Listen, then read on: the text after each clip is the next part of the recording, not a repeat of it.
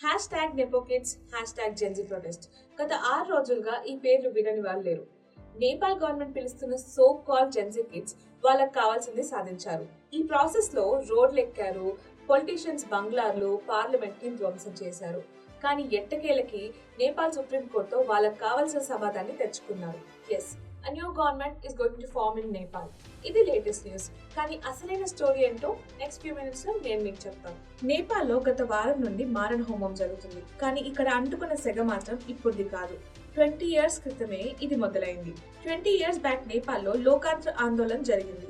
నేపాల్ ని రూల్ చేస్తున్న king Gnanender autocratic rule ని ఎండ్ చేయాలని జనం రిక్వెస్ట్ చేశారు. దెన్ నేపాల్లో డెమోక్రసీ స్టార్ట్ అయింది. బట్ అలా జరిగాక పరిస్థితి ఇంకా విషమంగా అయింది.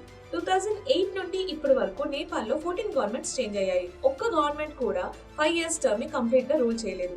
ఇంతకంటే పెద్ద ప్రాబ్లం ఏంటంటే అక్కడ కేపీ శర్మ ఓలీ, పుష్ప కమాల్ దహాల్, ఇంకా షేర్ బహదూర్ వీళ్ళ ముగ్గురులో ఎవరో ఒకరు నేపాల్లో పీఎం అవ్వాలి. కానీ వీళ్ళ ముగ్గురు మాత్రం గవర్నమెంట్ తో మ్యూజికల్ చైర్స్ ఆడుతూ వచ్చారు. వీళ్ళ రూల్ లో $multi-million air bus procurement scandal అయ్యింది. ఇంకా చాలా స్కామ్స్ కూడా జరుగుతూ వచ్చాయి. కరప్షన్ స్పీక్ లో ఉండడం వల్ల ఇంకా యూత్ అన్ఎంప్లాయ్మెంట్ 20% పెరిగింది.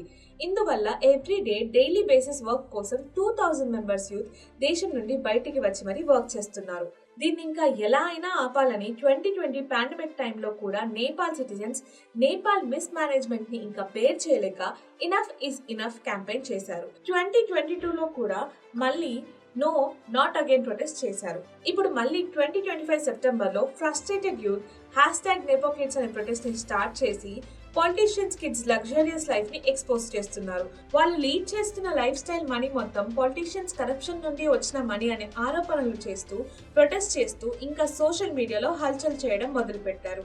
లిమిట్స్ క్రాస్ చేస్తున్నారు అనేసి గవర్నమెంట్ 26 సోషల్ మీడియా ప్లాట్ఫామ్స్ ని బ్యాన్ చేసింది, ఇంక్లూడింగ్ ఇన్స్టాగ్రామ్ అండ్ యూట్యూబ్. ఇంకేముంది, ఇది జెన్జీ కిడ్స్ కి సంకెలుగా మారింది. ఇంకా 8 సెప్టెంబర్ నుంచి దేశవ్యాప్తంగా యూత్ అందరూ స్ట్రీట్స్ మీదకి వచ్చి ban corruption, not social media అంటూ నినాదాలు చేస్తూ ప్రొటెస్ట్ స్టార్ట్ చేశారు. ఈ ప్రొటెస్ట్ లో నియర్లీ 20 మెంబర్స్ చనిపోయారు. అలానే పార్లమెంట్ ఇంకా పొలిటీషియన్ హౌసెస్ ని కూడా టార్గెట్ చేశారు.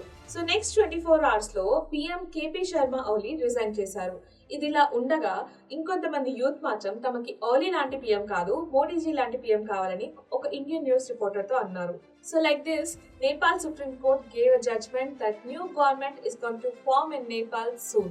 Nepal's new Prime Minister is Sushila Karki. She is the first Nepali woman to hold Nepal's PMO. Nepal government పిలుస్తున్న so-called Gen Z kids made it finally. Youth అనుకుంటే ఏదైనా సాధించగలరు అనడానికి ఇదే example. And Nepal youth అన్నట్టు మోడీ గారే నేపాల్ కి PM అయి ఉంటే ఇలాంటి సిచ్యువేషన్ వచ్చేది కాదేమో. దీనిపైన మీ ఒపీనియన్ ఏంటో కామెంట్స్ చెప్పండి. So hope Nepal gets a good governance from now on. Follow our YouTube and Telegram channel for more such updates. Thank you.